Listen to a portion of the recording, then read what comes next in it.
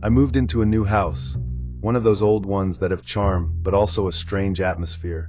The real estate agency assured me everything was fine, but within the first few days, something felt off. Every night, always around 3 a.m., I would hear noises coming from the basement. It wasn't just a single sound, it was continuous, like someone rummaging through things down there. At first, I thought it was just the house settling. Old houses creak and make noise. But after about 2 weeks, I started questioning it. The problem was that when I called the real estate agency, they simply told me there was no external access to the basement, which only made me more uncomfortable. If there was no way in from the outside, then who was down there? I tried to ignore it and go on with my life, but the feeling of being watched only grew stronger. Until one night, something inside me told me I had to go down there, to see with my own eyes what was happening. I grabbed a flashlight and, trembling with nerves, made my way down the stairs to the basement.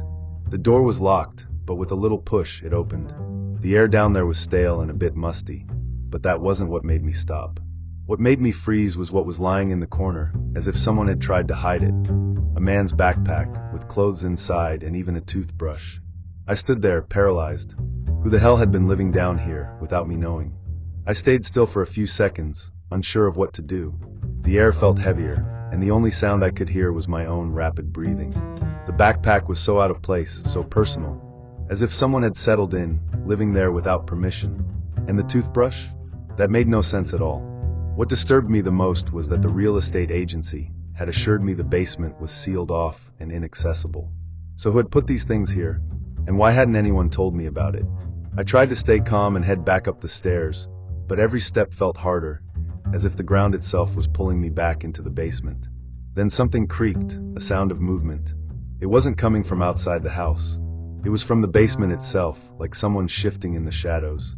I nearly collapsed from fear, my mind spiraling into panic. The feeling that someone was in there with me only intensified. I had to get out fast. Without thinking twice, I bolted up the stairs, slammed the basement door shut behind me, and locked it. The moment the key turned, I felt a wave of relief, but also a deep sense of helplessness. I didn't know what was going on, but I was certain this wasn't normal. I stood in my living room, heart pounding, the cold air wrapping around me. My mind was a mess. Was I imagining things? What had just happened didn't make sense. But the objects were real, the clothes, the toothbrush. I knew I hadn't put them there. How could someone have entered the house without my knowledge? I was alone. I hadn't heard anyone come in. And the fact that the basement door had been locked until that moment made it all the more terrifying. I looked at my phone, debating whether to call the real estate agency or even the police. But what would I say? "Hi, there's a man living in my basement, and no one told me about it." It sounded ridiculous. I knew I was having a panic attack, but the problem felt too real to ignore. The silence in the house was suffocating, and I knew that if I didn't do something, I would stay frozen in fear. I took a deep breath and started walking toward the kitchen, trying to figure out what to do. It was too late to leave and ask someone for help. Besides, who could even help me now? I was alone. But as I passed through the kitchen, an eerie sensation washed over me. I glanced at the window and for a split second, I thought I saw a shadow moving outside. Fear gripped me again, and a deep chill ran down my spine. Then, suddenly, the noises from the basement returned, louder this time, like something was banging against the walls down there. I didn't know what to do. Every instinct screamed at me to run, but I was frozen in place. The sound coming from the basement was clearer now, like someone walking around. But the strangest part? The basement door was slightly open, as if it had been nudged just enough for me to see that it was no longer locked. My feet were glued to the floor, my mind racing to comprehend what was happening, while sheer panic consumed my body. I looked back at the window, nothing. But the feeling of being watched was growing stronger by the second. I knew I had to act, but I didn't know how. That's when I heard it, clearly. A breath coming from the basement. A muffled inhale, as if someone was trying to stay quiet. Fear completely overtook me. How was this happening? I couldn't understand. I couldn't even fathom the possibility that someone had actually been living down there. Or maybe it was the previous tenant. But the fact that the real estate agency had insisted the basement was sealed off with no external access only made everything stranger. I hesitated, trying to summon the courage to act, but the noises continued, louder now, as if whoever was down there was getting closer to the stairs. My instinct told me to run straight to the front door and leave, but the terrifying thought that someone could be lurking in any corner of the house kept me frozen. For a moment, I recalled what the real estate agency had said. There is no external access. But if that was true, then how do I explain the man, the backpack, the clothes, and the toothbrush? I didn't know what to think anymore. The only choices I had left were to wait, or confront whatever was lurking in the basement. But the fear was consuming me so completely that the thought of going down those stairs felt impossible. The terror was so overwhelming that, for a moment, I thought I might lose my mind. Each breath echoed louder than normal, and I couldn't stop thinking about the clothes and the toothbrush. The feeling of being watched was unbearable. I looked at the basement door. It was still there, slightly ajar, like an invitation to the unknown. I couldn't stop imagining what might be waiting for me down there. What was that backpack? Who had left it there? Suddenly, the sound of breathing became clearer. It was no longer just a muffled breath. It felt like the person was actually near the door. My heart was racing, my muscles tensed, as if I were frozen in a nightmare I couldn't wake up from. And then something made me act, a creak, a noise from the basement, as if someone had tripped or moved something heavy. My body reacted instinctively, and without thinking, I took a step toward the door. But before I could reach the doorknob, I heard something that made me freeze. "I know you're there." The voice was low, almost a whisper, but clear enough to send a chill down my spine. I didn't know if the person was trying to provoke me, or if they were really there, watching me, waiting for the right moment to confront me. The air felt denser now, and the sense that something was about to happen was overwhelming. I needed to decide what to do, but fear kept me paralyzed, unsure if I should face the unknown or just run. The silence stretched for a few seconds, and I had no idea what to do. My mind was racing, trying to find answers, trying to understand what was happening. How could someone be hiding down there, living in the basement without me knowing? And the most terrifying question, who is this person? What did they want? I knew my options were limited. The tension grew with every passing second, and I could no longer tell if I was imagining things or if there really was someone there. The voice still echoed in my head, and the feeling that something was closing in on me made it hard to breathe. I couldn't shake the thought that maybe I should just run, but my legs were shaking so badly it felt impossible to take a single step. I was trapped in my own home, and every tiny noise only made the pressure worse, as if the air itself had become heavier, more oppressive. I stood still, eyes fixed on the basement door, waiting for any movement, anything that could give me a clue about what to do. I heard a faint sound from inside, almost imperceptible, like someone dragging themselves closer. The sound of my own heartbeat was deafening, and my hands were so sweaty I could barely grip the doorknob. I knew opening that door was a huge risk, but at the same time, I felt like I had to know the truth. If someone was down there, if someone had been watching me, I needed to find out who it was. But before I could make a move, a firm knock came from inside the basement, followed by a voice. But this time, it wasn't the quiet whisper. It was clear, audible, filled with an unsettling calm. "I know you're listening." That was enough to make me step back, my body frozen in panic. How did this person know I was there? How did they know what I was thinking? I looked at my phone on the table, but the idea of grabbing it and calling the police felt absurd. I didn't even know what to say. How would I explain that someone was living in my basement without me having any idea who they were? Or if I was even living inside my own nightmare? The basement door creaked, as if someone had pressed against it, and I knew there was no turning back. Whatever was down there already knew that I knew. And the worst part was that the more I tried to calm myself, the more I felt the situation slipping out of my control. I had no idea what to do. Panic was consuming me so quickly that my mind went blank. I didn't want to believe what was happening, but everything felt so real. The sound of movement in the basement, the strange objects I had found, that voice now echoing in my mind. It was all so clear, yet so surreal. I wanted to run, but at the same time, something held me in place. How could I just run away? What if someone was already upstairs waiting for me? I took a deep breath and tried to think, even though my head was spinning. I forced myself to gather some courage, and without thinking twice, I ran to the kitchen and grabbed the biggest knife I could find. I didn't know if I'd be able to use it, but I felt stronger, like I could face whatever was down there. Maybe it was all in my head, maybe the noise was just the wind or some animal. Everything could have a logical explanation. But my gut feeling was screaming at me not to take any more chances. With the knife in my hands, I stepped closer to the basement door. Each step felt heavier, as if the weight on my shoulders was unbearable. By the time I reached the door, My breathing was so ragged I thought it could be heard from miles away. Then suddenly silence. No more sounds from the basement. It was as if everything had frozen. I stood there for a few seconds, unsure if I should open the door or just run to my phone and call the police. Despite the paralyzing fear, I decided to open it. I placed my hand on the doorknob and, just as I started to turn it, the door swung open on its own, as if it had been pulled from inside. I didn't move. I looked into the basement and darkness swallowed everything. There was nothing. No shadow, no movement. Just the silence stretching across the entire space. But as I looked more closely, I noticed something I hadn't seen before. The wall was marked, as if someone had been scratching it for a long time, creating small grooves that accumulated into a strange, unsettling pattern. In the middle of the floor, there was a broken chair, but what stood out the most was the crumpled note resting on it. My heart stopped for a second. When I picked up the note, the handwriting was scrawled by hand, and the words sent a chill down my spine. "I've been waiting for you." My whole body froze. A shiver ran down my spine, as if something was right behind me watching me. The note trembled in my hands as my mind desperately searched for a logical explanation.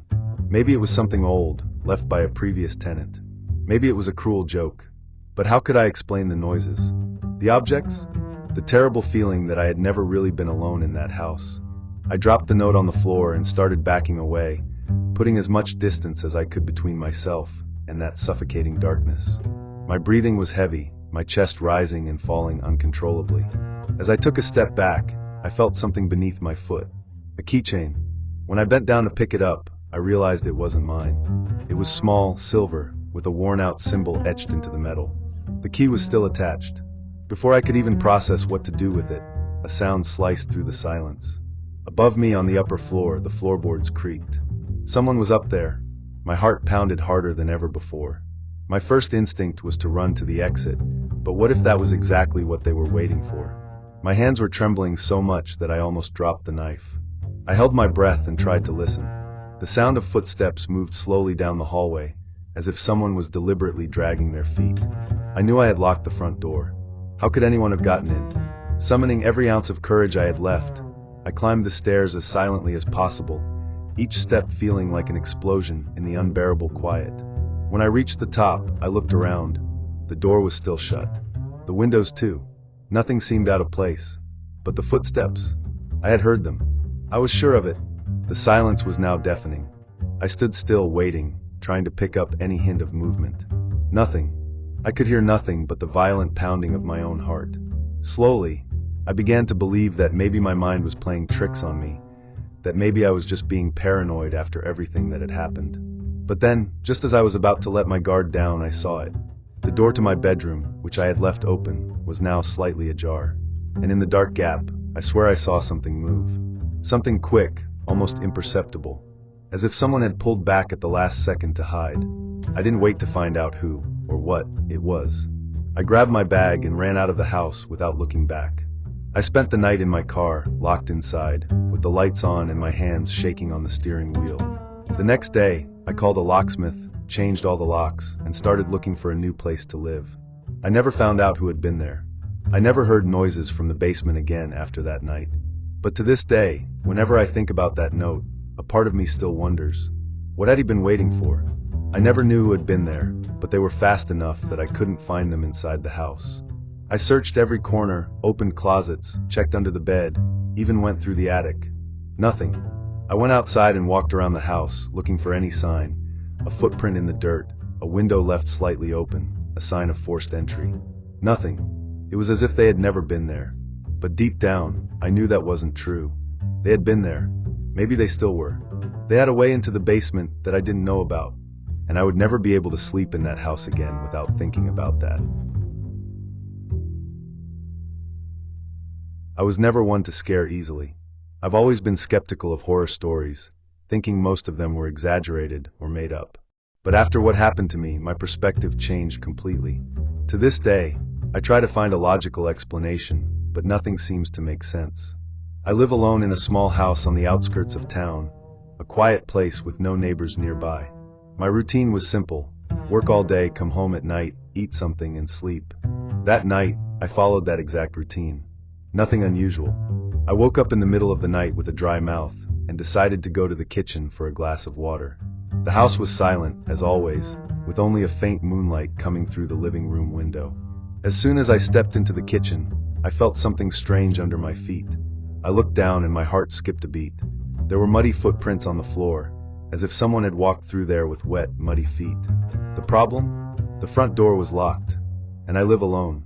My first instinct was to try to find a logical explanation. Maybe I had brought dirt inside without realizing it. But as my eyes followed the footprints, a chill ran down my spine. They didn't come from the front door or any of the windows. They started in the middle of the kitchen, as if someone had just appeared there, and continued toward the hallway, directly into my bedroom. I froze, feeling my heart race. The only entry into the house was the front door, which I was sure I had locked before going to sleep. The windows had bars on them. There was no way for anyone to get in. Still, the footprints were there, leading into the room where I had been sleeping just minutes earlier. I tried to convince myself it was some kind of illusion, that maybe I was more sleepy than I realized. But the feeling that something was deeply wrong took over me. My breath was heavy, and I could feel cold sweat running down the back of my neck. I forced myself to take a step forward, following the footprints. The floor creaked under my feet, and every sound seemed amplified by the silence of the night. When I reached the door to my room, my stomach churned. The door was ajar. I was sure I had closed it before leaving. The only light came from the hallway, casting distorted shadows into the room. I was expecting to see something, anything, but there was no one there. The room was just as I had left it. The bed was messy, my phone charging on the outlet, the window closed. But the footprints ended right beside my bed, as if someone had stopped there, watching me while I slept. My heart was pounding in my chest. I knew there was no way those footprints could have just appeared. Someone had been inside my house. But how did they get in? And more importantly, where were they now? My first reaction was to check the back door's lock. Intact. All the windows were locked from the inside. The idea that someone might still be there, hiding in some corner of the house, left me frozen for a moment. I grabbed my phone and turned on the flashlight, sweeping the room with the shaky light from my sweaty hand. I opened the closet suddenly, already expecting to find someone curled up inside. Nothing. I checked under the bed. Nothing. The bathroom was empty too. But then, as I returned to the hallway, I felt a shiver crawl up my spine. The smell. A strong, musty smell of wet earth, filling the air, as if someone had just come in from the rain and hadn't dried off. The smell seemed to be coming from the kitchen. My stomach turned as I walked back, the flashlight trembling in my hand. The footprints were still there, staring back at me, as if mocking my attempt to find a logical explanation. Each one was marked with dirt, but it didn't seem like regular mud. It was darker, almost black, and the texture felt strange, grainy. I tried to think of rational possibilities. Could it have been some kind of animal? But what kind of animal would leave human-like footprints inside the house and, worse, walk straight into my room? That's when I noticed something that made my throat go dry. The pattern of the footprints. They weren't just random marks. They were positioned irregularly, as if the person who left them had trouble walking. As if they were limping. I took a step back, the flashlight still swaying in my hands. The cold in my spine was almost unbearable. It felt like the air itself was heavy. The footprints, even more evident as I got closer, now seemed to really follow toward my room, and I could make out more distinct details. The dark dirt of the prints seemed sticky, as if something oily had been dragged across the floor. Each step closer to my door only intensified the feeling of panic.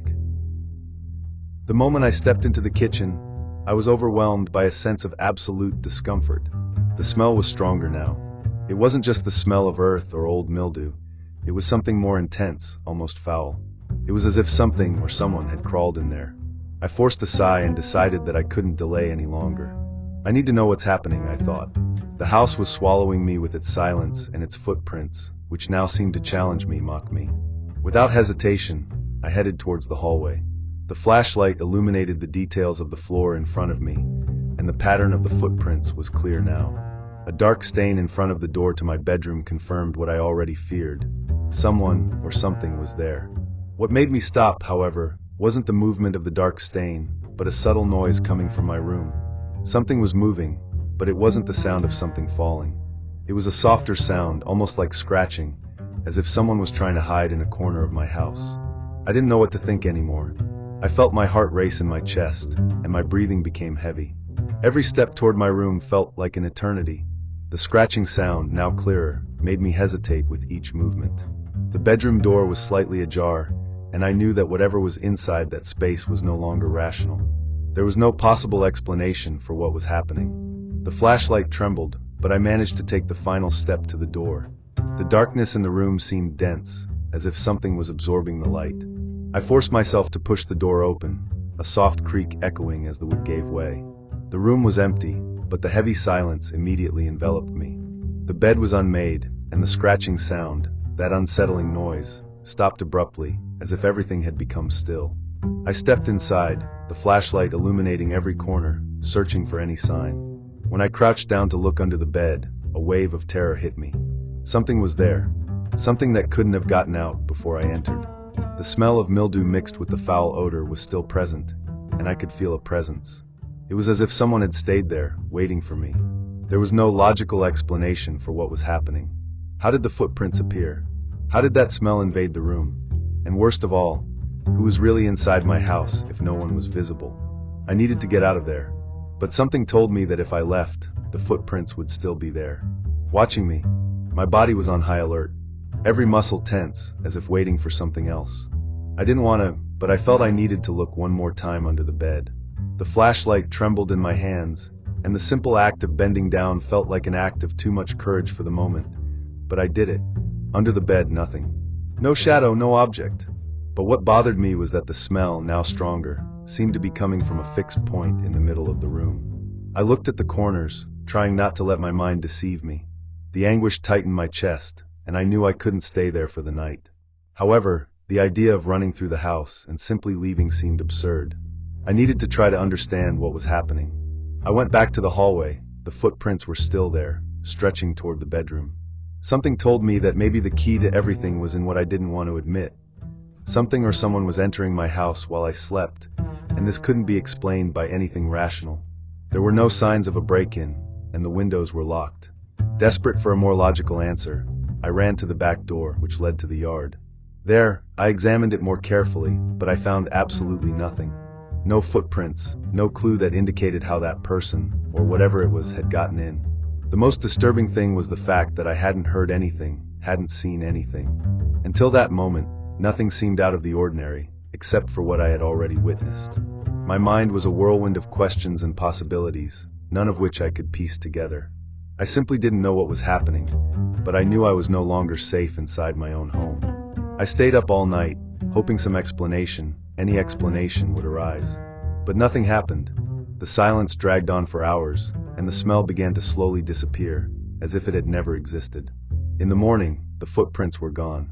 The kitchen floor was clean again, as if nothing had happened.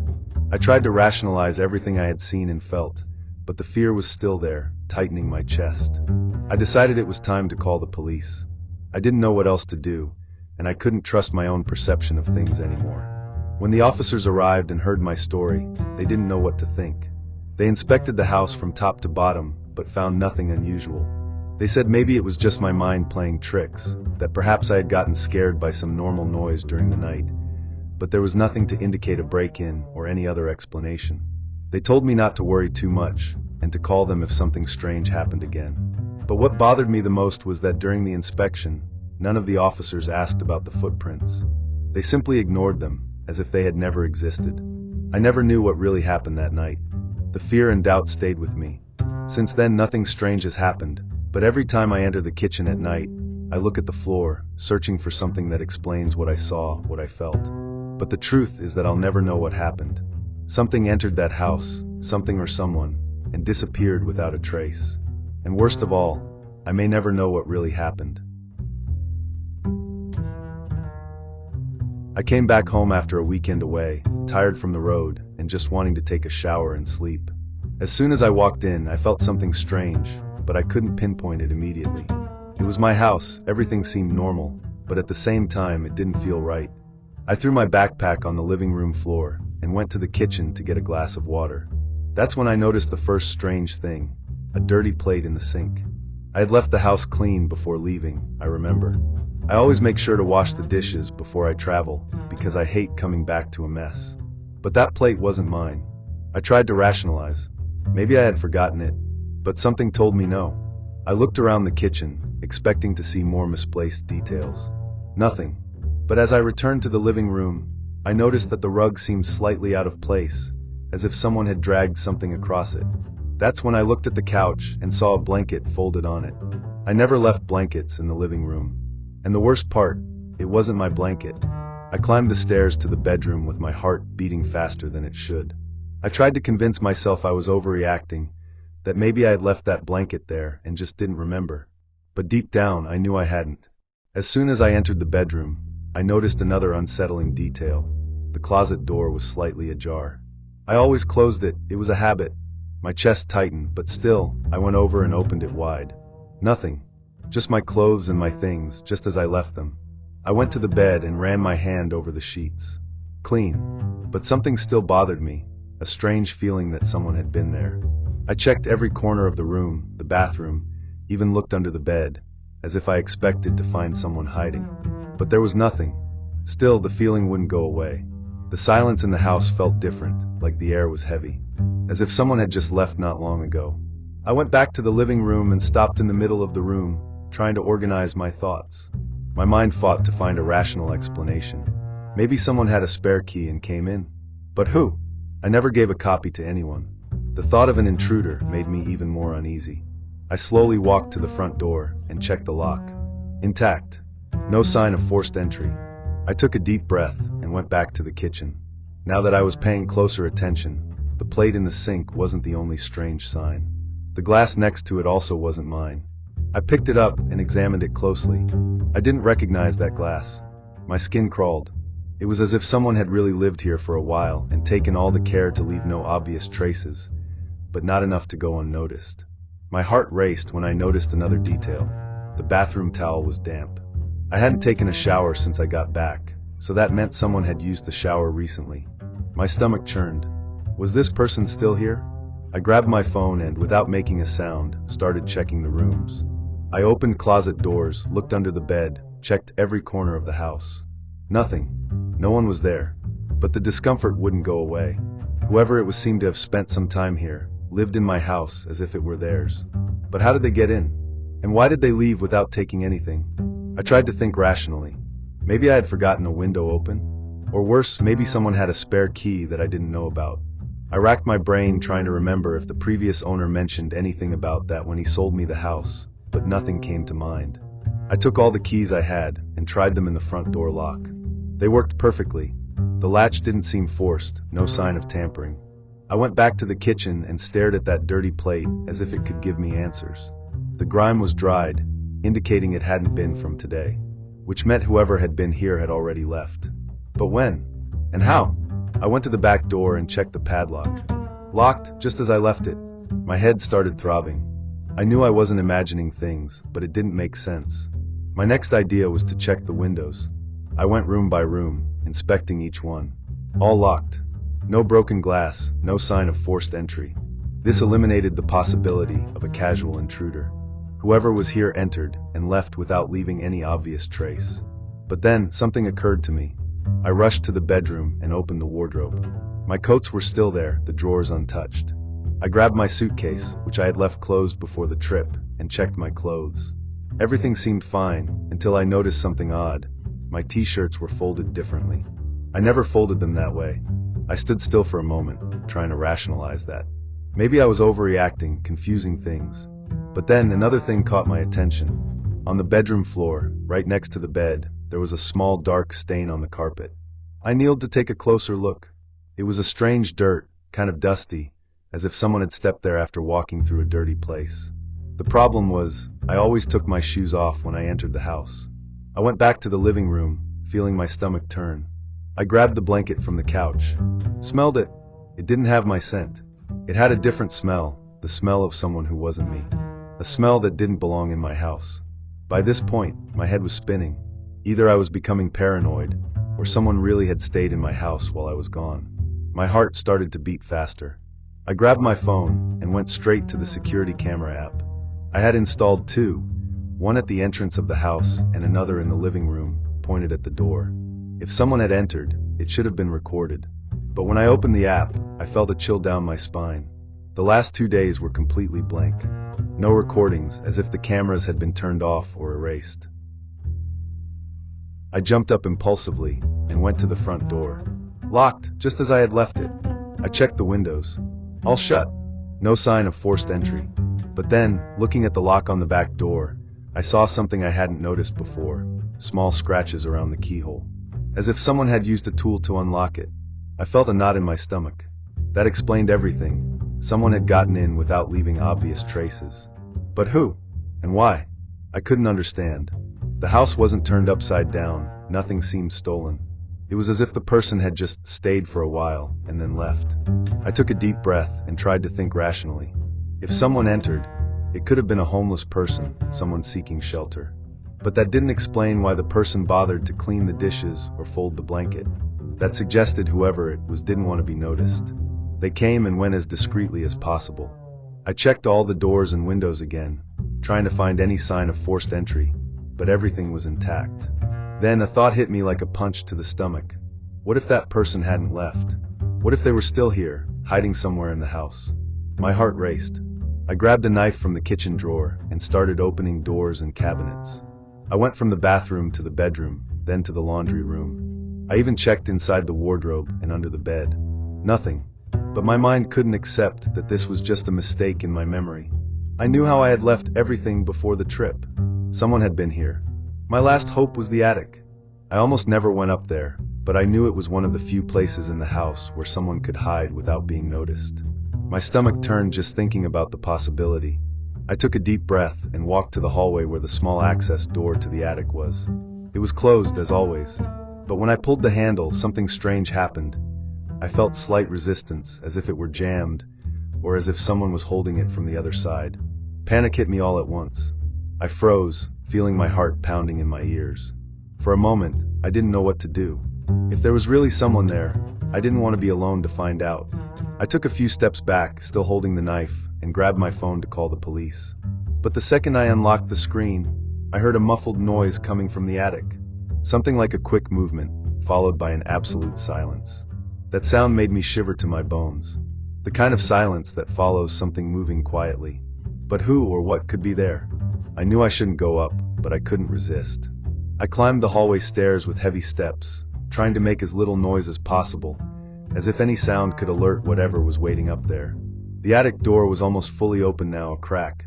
As I got closer, I could almost feel a presence on the other side, as if the very air around the door had become denser. The knife in my hand seemed useless, but I still held it tightly. I took a deep breath and pushed the door with a quick shove. The attic was dark and empty. Just a few stacked boxes and old furniture. Nothing else. But something told me I wasn't alone. That's when I saw, in the back, a rocking chair. It was gently moving. There was no wind, no explanation. And the worst part, I swear I had left it turned the other way before I left. What made me go over there, slowly, was the fact that it seemed to be waiting. Waiting for me.